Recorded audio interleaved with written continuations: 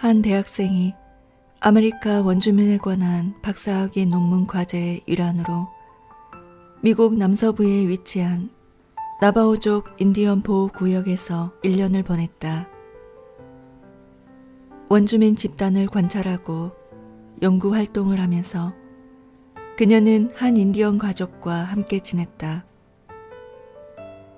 그들의 오두막에서 생활하고 그들의 음식을 먹고 그들과 함께 일하며 나바오족 인디언의 전반적인 삶을 공유했다. 그 가족 중 할머니는 영어를 잘하지 못했지만 시간이 갈수록 두 사람 사이에는 친밀한 유대관계가 형성되었다. 언어의 차이에도 불구하고 사랑과 이해라는 공통의 언어를 서로 나눈 것이다. 마침내 그녀가 다시 학교로 돌아갈 시간이 되었을 때 부족은 그녀를 위해 특별히 송별회를 열어주었다. 그 젊은 여성과 정이 많이 들었기 때문에 부족 사람들 모두 그녀와의 이별을 슬퍼하고 아쉬워했다. 그녀가 픽업 트럭에 올라타고 떠날 준비가 되었을 때 그 할머니가 따로 작별 인사를 하기 위해 그녀에게 다가갔다.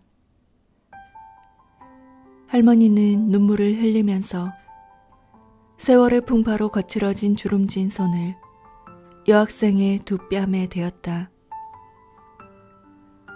그리고 그녀의 눈을 똑바로 바라보며 서툰 영어로 말했다. I like me best when I'm with you. 나는 너와 함께 있을 때의 내가 가장 좋아. 두 사람의 관계가 부러운 것은 나뿐만이 아닐 것이다. 살아온 과정과 삶의 방식이 달라도 나의 존재 전체를 온전히 받아들여주는 그런 관계가, 그래서 내가 나 자신을 소중하게 여기게 되는 관계. 그 대학생은 아마도 처음에는 학술 연구자의 냉정한 자세로 원주민의 생활 방식을 조사하기 위해 그곳에 갔을 것이다. 하지만 언어와 문화의 벽을 넘어 부족 사람들은 그녀를 자신들의 삶에 받아들였고 그녀 역시 그들과 하나가 되었다. 사랑, 이해, 공감의 공통점은 나의 존재를 있는 그대로 받아들여주는 가슴.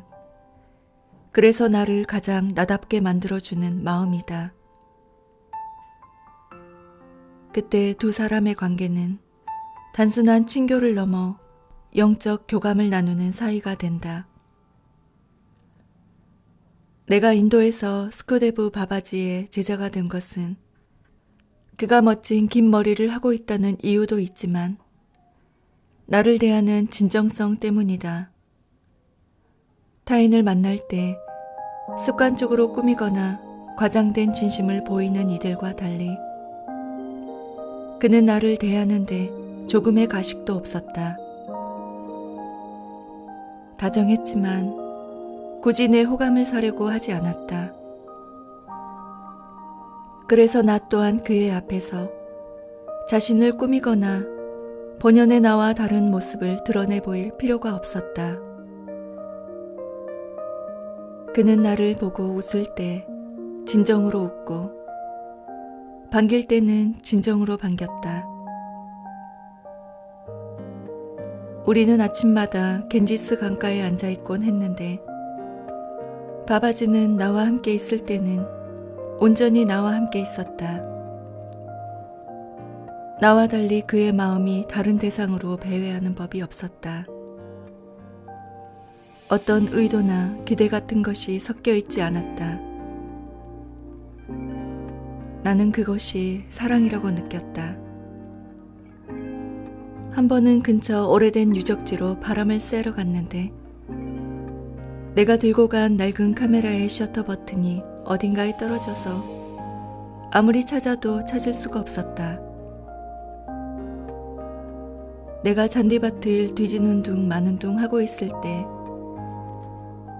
스크데브 바바지는 2미터가 넘는 긴 머리카락을 돌돌 말아 올린 커다란 머리를 두 손으로 지탱하고서 온 마음을 다해 찾았다. 그리고 마침내 토끼풀 사이에서 은색 버튼을 발견하고는 나보다 더 기뻐했다. 내가 장난기가 발동해 이참에 네잎 클로버를 찾자고 제안하자 바바지는 다시 1시간 넘게 몸을 기역자로 만들고서 어린아이처럼 풀밭을 훑고 다녔다. 자기 얼굴의 몇 배나 되는 구멍난 붉은색 터번으로 감싼 머리를 두 손으로 받치고서 그때 찍은 사진을 나는 아직도 가지고 있다. 그에게서 어떤 설법이나 진리에 대한 강론을 들은 바는 없지만 그는 내가 새 책을 출간하거나 어떤 작은 성취를 이뤘다고 하면 진심으로 축하해 주었다. 그럼으로써 나 스스로 나 자신이 좋아지게 만들었다. 어리석고 짓궂기까지 한 제자에게 그런 스승과의 만남은 큰 행운이었다. 그것이 사랑이 아니고 무엇이겠는가? 진정성을 가지고 사람을 대하고 진심 어린 마음을 나누는 것. 스쿠테브 바바지는 세상을 떠났지만 꺼지지 않는 불꽃을 내 안에 심어 놓았다. 판단보다는 온 마음을 담아 누군가를 만나는 것은 어떤 사상과 지식보다 가치 있는 일이다. 우리가 누군가를 좋아하고 그 사람과 함께 있고 싶어지는 이유는 단순히 그 사람이 좋아서만이 아니라 그 사람과 함께 있을 때 나 자신이 좋아지고 가장 나다워지기 때문이다. 또 누군가를 멀리하고 기피하는 이유는 그 사람과 함께 있을 때 나 자신이 싫어지기 때문인 경우가 많다. 그런 행운을 가졌는가? 누군가가 당신에게 나는 너와 함께 있을 때 내가 가장 좋아 라고 말할 수 있는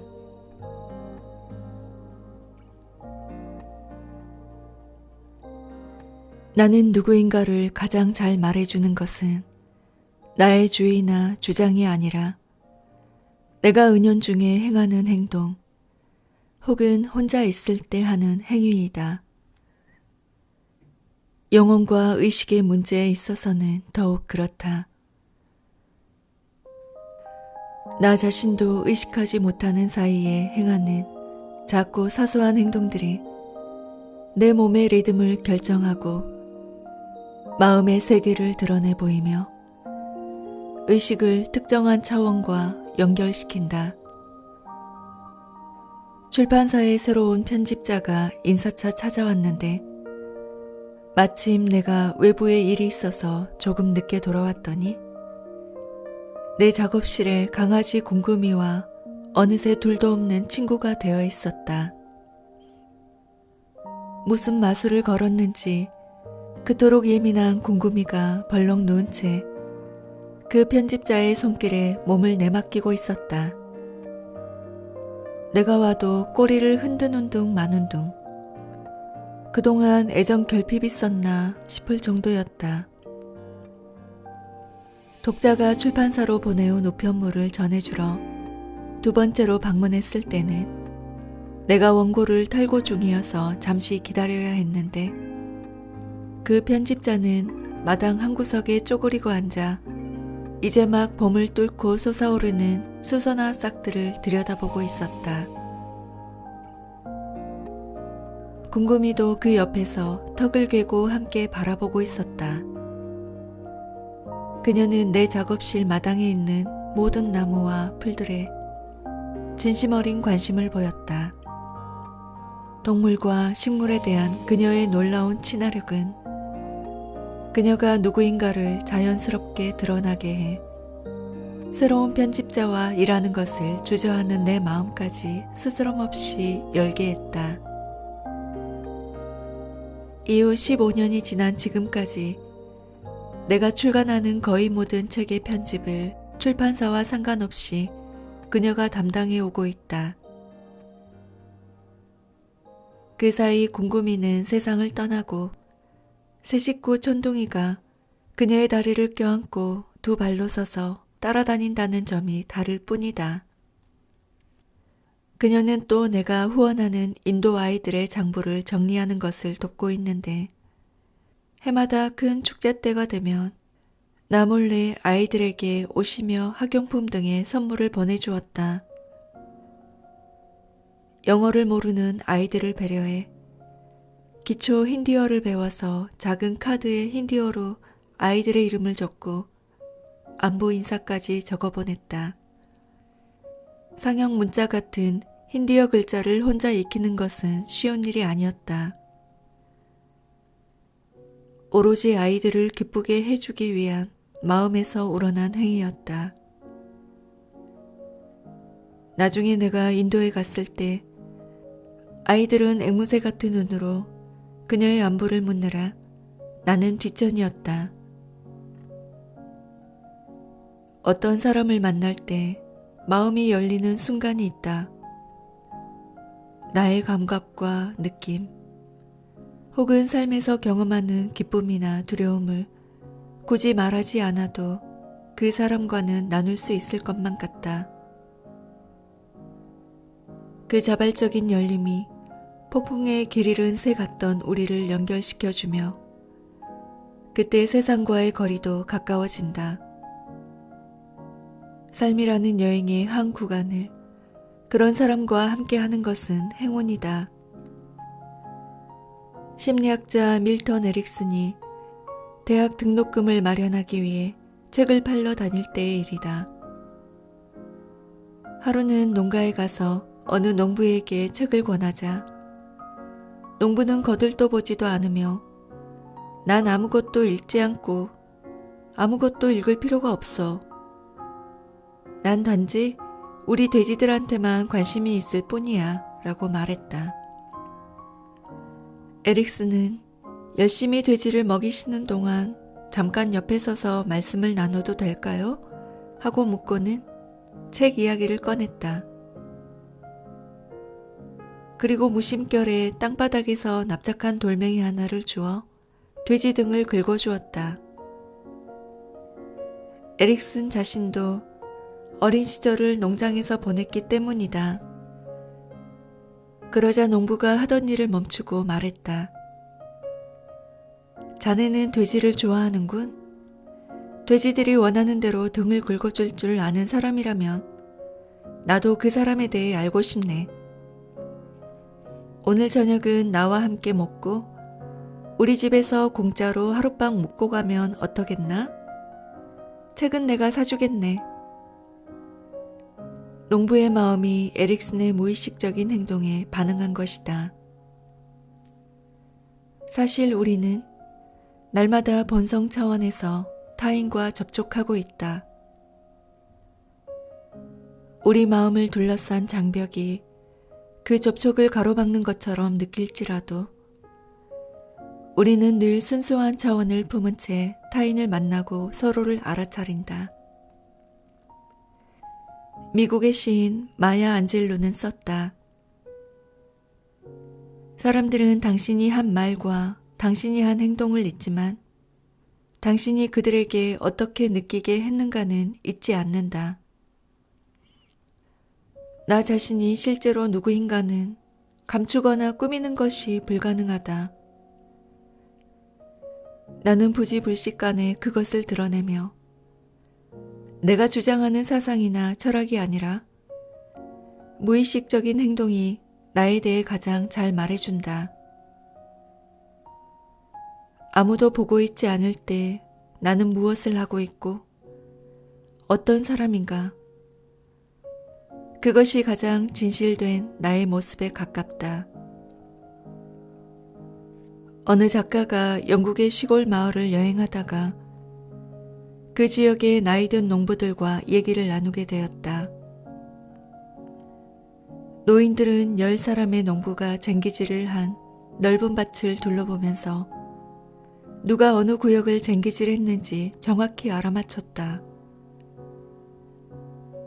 조금씩 다르게 쟁기질한다고 해서 수확량이 달라지는 것도 아닌데 왜 그 점을 중요하게 여기느냐고 묻자 농부들은 돈 때문이 아니라 일왕의 모습이 그 사람 자신과 마찬가지이기 때문이라고 했다. 작가는 그 말의 의미를 단순히 밭이 아닌 삶에 대한 것으로 받아들였다. 시는 우리의 말을 들음으로써가 아니라 행위를 바라봄으로써 우리를 신뢰한다. 내가 설명하지 않는 것을 내 삶이 말하고 있기 때문이다. 가톨릭에서는 코람데오를 이야기한다. 즉, 신 앞에 선 단독자인 너는 누구인가? 라는 물음이다. 신 앞에서는 어떤 가면으로도 본연의 모습을 숨길 수 없기 때문이다. 어느 날 코끼리와 개미가 숨바꼭질 놀이를 했다. 처음에는 개미가 술래가 되어 코끼리가 숨었는데 몸집이 커서 금방 발각되었다. 이번에는 코끼리가 술래가 되자 개미는 코끼리가 들어올 수 없게 작은 사원 안으로 들어가 숨었다. 하지만 코끼리는 쉽게 개미가 숨은 곳을 찾아낼 수 있었다. 개미가 평소의 행동대로 신발을 벗어놓고 사원 안으로 들어갔기 때문이다.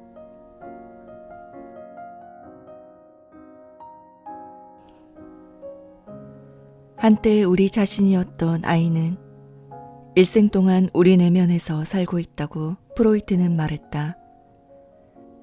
그리고 릴케는 모든 사람 안에는 사랑받고 싶어하는 아이가 숨어 있다고 썼다.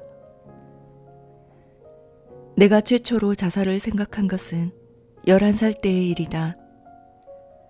일요일이었던 그날, 집 옆 텃밭에서 혼자 흙장난을 하거나 닭들을 쫓아다니고 있었다. 넓은 공간은 아니었지만 어린 나에게는 충분히 큰 세계여서 화살촉처럼 생긴 까만 돌조각도 있고 잘 보면 넝쿨 밑에 붉은색 뱀 딸기도 있었다. 돼지는 돼지우리에서 콧구멍에 들어간 밥알을 튕겨내기 위해 킁킁거리다가 나뭇가지로 등을 긁어주면 웃음을 참지 못했다. 봄내음 물씬한 오후, 장다리꽃 위로 나비가 날고 산속 어디에는 뻐꾸기가 울었다. 그리고 이 모든 평화로움은 내가 모르는 비극을 잉태하고 있었다. 암탉이 꼬꼬거려서 가보니 짚을 깔아준 둥지에 달걀이 하나 놓여 있었다. 이제 막 낳은 후라서 따뜻했다. 매일 하나씩 알을 낳는 우리 식구에게는 더없이 소중한 암탉이었다. 나는 조심스럽게 달걀을 그 자리에 놓아두고 밖으로 달려나갔다. 떼국물 흐르는 친구들이 볼품없는 작대기를 가지고 일부러 신나게 놀고 있었다. 나도 기다란 작대기를 들고 돌진했다. 그날 저녁 집에 돌아오자 분위기가 흉흉했다. 낮에 낳은 달걀이 사라진 것이다. 부엌 살림을 책임진 큰 누나를 비롯해 식구들 모두가 나를 범인으로 지목했다. 텃밭에서 곧잘 노는 사람은 나였으며 입가가 지저분해져서 작대기를 들고 나타난 나는 날달걀을 몰래 먹은 범인 행색 그 자체였다. 형은 나를 거짓말쟁이로 몰아세웠고 그걸로 나는 저녁을 굶어야만 했다. 누구도 내 결백을 믿지 않았다. 달걀 하나가 중요할 만큼 가난하기도 했지만 분함을 못 이겨 손등으로 눈물을 닦자 얼굴이 더 지저분해져서 버림받은 아이처럼 되었다.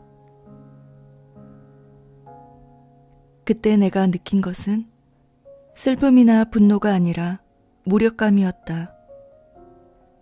우리를 쓰러뜨리는 것은 이 무력감이다. 내 힘으로는 아무것도 할 수 없고 아무것도 바로잡을 수 없을 때 우리는 존재가 무너지는 것을 느낀다. 텃밭에 쭈그리고 앉아 울다가 내가 분연히 선택한 것은 죽음이었다. 뒷동산으로 올라가면 떡갈나무 숲이 있었다. 나는 그곳에서 달걀 도둑 누명을 쓴 인생을 끝내기로 마음먹고 아무도 붙잡지 않는데 혼자서 뿌리치는 자세로 비탈길을 올랐다. 오래된 나무들 때문에 낮에도 음산함이 느껴지는 곳이었다. 해가 막 지기 시작해서 숲 옆 작은 개울이 더 검게 보였다. 그냥 그곳에 움직이지 않고 서 있으면 얼마 안가 죽게 되리라고 희망하며 막연히 기다리는데 누군가가 나를 뚫어지게 쳐다보는 것이 느껴졌다. 눈물을 훔치고 자세히 보니 초록색 개구리 한 마리가 개울 옆 풀잎에 앉아 나를 바라보고 있었다. 아기 청개구리였다. 청개구리는 달아날 생각도 않고 계속해서 나를 쳐다보았다. 한참을 쪼그리고 앉아 청개구리와 나는 서로를 바라보았다. 내가 눈물을 글썽이면 청개구리도 글썽이고 내가 웃자 입 큰 청개구리도 미소 지었다. 달걀 사건은 상처 입은 아이를 내 안에 남겼다. 그 이후 누군가가 나를 의심하거나 내 진실이 무시당하면 그 상처받은 아이가 전면에 등장해 관계를 파국으로 몰고 갔다. 가족이든 친구든 연인이든 예외가 없었다. 상처받은 아이는 독립된 인격체로 내 안에 머물면서 평생 아물지 않는 화상처럼 누가 건드리는 것을 용납하지 않는다. 신이 만약 네가 원하는 과거 시점으로 너의 인생을 되돌아가게 해주겠다라고 한다면 나는 단연코 그 봄날로 돌아가 달걀을 가지고 있다가 식구들에게 보여주고 싶었다. 달걀이 놓여있던 그 장소, 갓 낳은 달걀의 따뜻한 촉감, 날아다니던 배추 흰나비와 돼지의 웃음을 아직도 생생히 기억한다. 자살할 마음을 어느새 잊게 한 청개구리의 금태두른 눈동자도. 심리치료 전문가 존 브래드쇼는 우리 안에 있는 내면 아이에 대해 말한다. 어린 시절의 상처 때문에 우리 안에는 성장하지 못한 내면 아이가 있어서 현재의 삶에 부정적인 영향을 미치고 불안한 심리를 초래한다는 이론이다. 상처가 채 아물기도 전에 어른이 되어버렸기 때문에 인격의 한 측면이 과거의 어느 시절에 고착되어 있다는 것이다. 첫사랑과도 그렇게 해서 헤어졌다. 무심코 나를 의심했다는 이유만으로 나는 얼음처럼 차가워졌고 두 번째로 의심받자 냉정하게 결별을 선언했으며 그것은 그녀와 나 자신에게 회복할 길 없는 상처를 남겼다. 상처받은 내면 아이는 완벽한 사랑의 대상을 찾아 헤매지만 불완전한 관계에 실망하고 좌절하면서 상대방에게도 깊은 상처를 준다. 그리고 자신도 모르게 같은 패턴의 행동을 반복한다. 누구나 내면에 상처 입은 아이가 있다. 아무도 안아주지 않고 외롭게 내버려둔 아이가. 그 아이로 인해 인간관계가 힘들어지고 감정이 폭발하고 삶이 헝클어진다. 브래드쇼는 이 내면의 아이가 사람들이 겪는 불행의 가장 큰 원인이라고 말한다. 옛날 먼 나라에 한 어린 왕자가 살았다. 왕자는 몸이 약해 늘 고통받았다. 병약한 왕자에게 지친 왕이 왕자를 성의 외딴 방에 가두고 너의 마음에 기쁨이 찾아올 때까지 절대로 밖으로 나오지 말라고 명령했다. 그래서 외딴 방에서 언제까지나 혼자 지내야 했다. 왕자는 몸과 마음이 아프고 도움이 필요했다. 어떤 방법으로든 왕자를 치료해 외딴 방에서 나오게 돕는 것은 왕의 책임이었다. 이 왕자가 바로 우리 안에 상처받은 내면 아이이며 왕은 우리 자신이다. 그 아이가 그곳에 있다. 자신을 보호받지 못하는 외로운 고아라고 느끼는 아이가 실제로는 더 잘 살고 싶고 인생을 더 소중히 만들고 싶어하는 아이가 그 내면 아이를 다시 삶으로 돌아오게 만드는 것은 타인이 아니라 우리 자신이어야 한다. 틱나타는 화해에서 내면 아이 치유를 이야기한다. 우리 내면에는 여리고 아픈 아이가 한 명씩 있다. 우리 모두는 어린 시절에 힘든 시간을 보냈으며 아픈 경험이 만져질 때마다 그 감정과 기억들을 무의식 깊은 곳으로 밀어넣는다. 수십 년 동안 그 아이를 바라보지 않는다. 그러나 모른 척 한다고 내면 아이가 그곳에 없는 것은 아니다. 언제나 그곳에 있으면서 우리의 관심을 받고 싶어 한다. 아이는 속삭인다. 나 여기 있어. 나를 피하지 말아줘. 우리는 그 아이를 내면 깊숙이 밀어넣고 최대한 멀리 떨어짐으로써 고통을 끝내고 싶어 한다. 하지만 그것은 고통을 끝내는 것이 아니라 아픔의 시간을 길어지게 할 뿐이다. 아이를 찾으러 먼 과거로 갈 필요가 없다. 우리 안을 깊이 들여다보기만 하면 그 아이를 만날 수 있다. 상처받은 아이의 고통이 지금 이 순간 우리 안에 있기 때문이다. 한 아버지가 아들의 잠긴 방문을 두드리며 소리친다. 어서 일어나. 아들이 문도 열지 않고 말한다. 일어나기 싫어요, 아빠. 아버지가 다시 소리친다. 얼른 일어나. 학교 가야지. 가고 싶지 않아요. 왜 가고 싶지 않다는 거니? 아들은 말한다. 3가지 이유 때문이에요. 첫째, 학교가 너무 재미없어요. 둘째, 아이들이 나를 괴롭혀요. 셋째, 학교가 너무 싫어요. 아버지가 말한다. 내가 학교를 가야만 하는 3가지 이유를 말해주지. 첫째, 학교에 가는 것이 너의 의무이기 때문이야. 둘째, 아이들이 너를 괴롭힌 건 오래전 일이야. 넌 지금 52살이야. 그리고 셋째, 넌 학교 교장이야.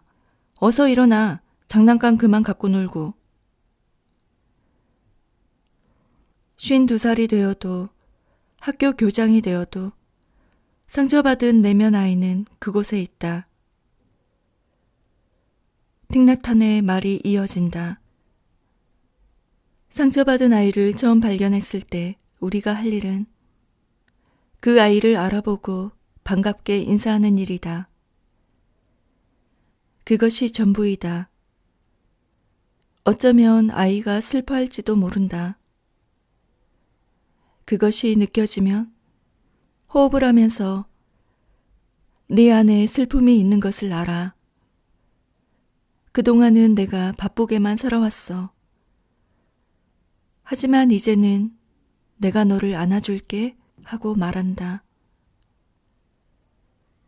감정과 싸우는 것이 아니라 잘 보살피는 것이다.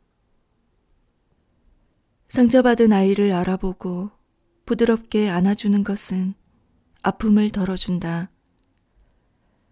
다루기 힘든 감정은 여전히 남겠지만 아픔은 훨씬 가벼워질 것이다.